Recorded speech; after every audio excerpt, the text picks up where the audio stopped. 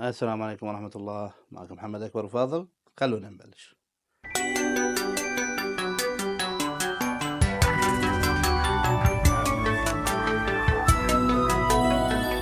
اليوم حلقتنا عن الألعاب الجماعية، بس مو الألعاب الجماعية بالأونلاين، كاوتش بلاي.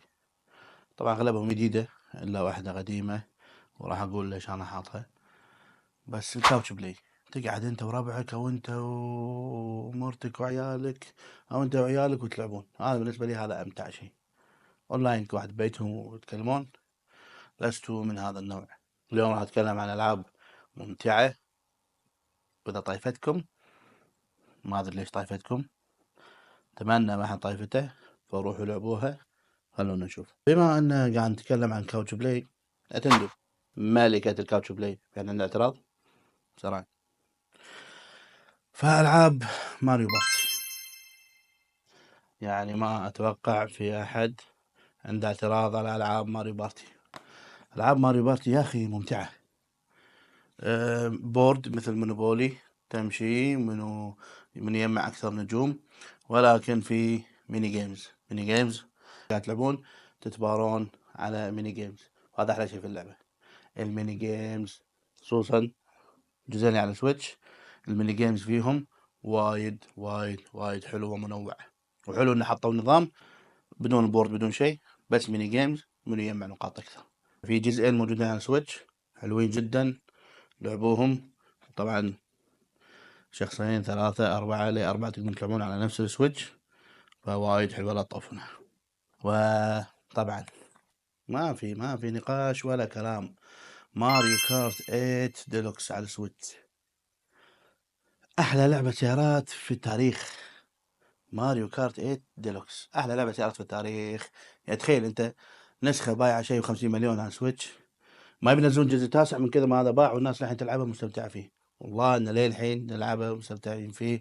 بين فترة وفترة أنا وبنتي وبنات أختي، أنا وربع الديوانية، بين فترة وفترة نرد نلعبها. لعبة ممتعة لأقصى درجة. الشخصيات على تصميم المراحل، واو، تصميم المراحل إبداعي. تبي تصير محترف فيها تقدر، تبي تلعبها عادي وناسة تقدر. 50 سي سي ولا 100 سي سي ولا 200 سي سي وطبعا فيها ميزة هي 4 أشخاص على نفس السويتش، ولكن إذا أنتوا قاعدين يم بعض، إذا عندك سويتشين واثنيناتكم بنفس المكان، تشبكون تلعبون 8 مع بعض بس على سويتشين في نفس المكان لوكل. حرام يعني ما يعني يقول لك باع شيء 5 مليون، ما أتوقع في أحد فيكم ما لعبها يعني.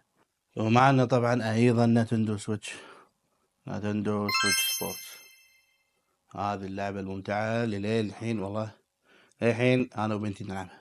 طبعا اللي يتذكر أيام الوي، لعب السبورت البولينج، وبولينج طبعا كسرت الدنيا، هذه نفسها لعب السويتش سبورت، فيها البولينج وتنس الريشة وتنس أرضي وكرة قدم وفنسنج، مو فنسنج شيء يطق بالسيف.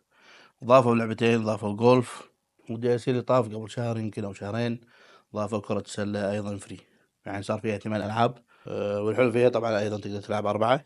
البولينج جدا ممتع، وكرة والتنس الارضي وتنس الريشة وايد حلوين. كرة القدم تحتاج تربط شيء على ريلك وتشوت بريلك وكذي. كرة السلة جربتها حلو، بس للحين ما جربت الجولف، بنتي ما تخليني كل ما اقول لها جولف تقول لا. رابع لعبة معانا هي لعبة فقط وفقط اثنين يلعبونها، ما يصير 3، ما يصير 4، ما يصير 1، 2 بالضبط لازم.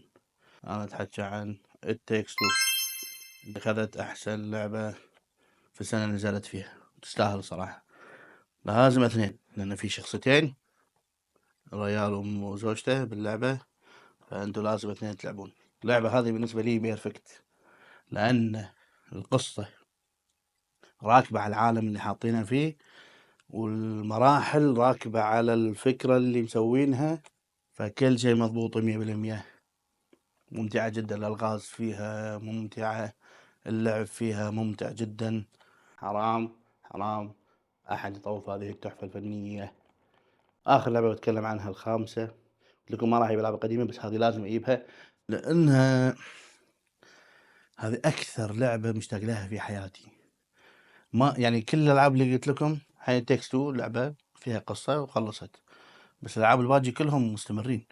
هذه اللعبة من أمتع الألعاب، وعادي الحين لو سألتني أقول لك هذه أمتع منهم. تخيل هذه بيدي أمتع بالنسبة لي من ماريو بارتي، ومن يعني ما أدري من كثر ماني مشتاق لها أقول كذي، ما أدري أمتع شوية من ماريو كارت. بس حرام إنه ماكو لها إلا جزء واحد على سوني 1 بس. ليش؟ حرام عليكم. للأسف إنها ماتت، ولكن الميني جيمز اللي فيها خرافي. كراش باش تكفى. نبي لعبة، نبي كراش باش 2، كراش باش ريميك، أي شيء. يعني بلعب كراش باش وإحنا 4 لازم يجيب سوني 1 وأحط الوصلة هذه كذي، 4 يدات وتلفزيون قديم لأنه ما في HDMI. ليش أسوي كل هذا؟ نزلوا لي كراش باش جديدة تكفى. لما نزلوا كراش رامبل، اوه توقعت انه هو التطور مال كراش باش، استانست. اخر شيء طلعت اونلاين، وهي لعبة واحدة بس تلعب اونلاين وفريقين من يفوز. لعبة كراش باش ميني جيمز، ميني جيمز تجمع نقاط، هذه الفكرة حماسية وتخلي اللعب ممتع، وتقدر تلعب باللعبة مدة سنين. اخباري هذه من يذكرها؟ ها ذكرتوها؟ شو اخباري والله قديمة. لا بكرتونة بعد عندي ها. هذول 5 من احلى وامتع الالعاب الجماعية اللي لعبتها. كاوتش بلاي الممتع اللي شركات ما قامت تهتم فيه. الله ما نتندو في كم لعبة للحين محافظة على هالشيء. فقولوا لي إذا جربتوا الألعاب شنو رأيكم فيهم، شنو أحلى لعبة جماعية أنتوا تلعبونها حتى لو غير هالألعاب. اكتبوا لي تحت في التعليقات. الله يعطيكم العافية، مع السلامة.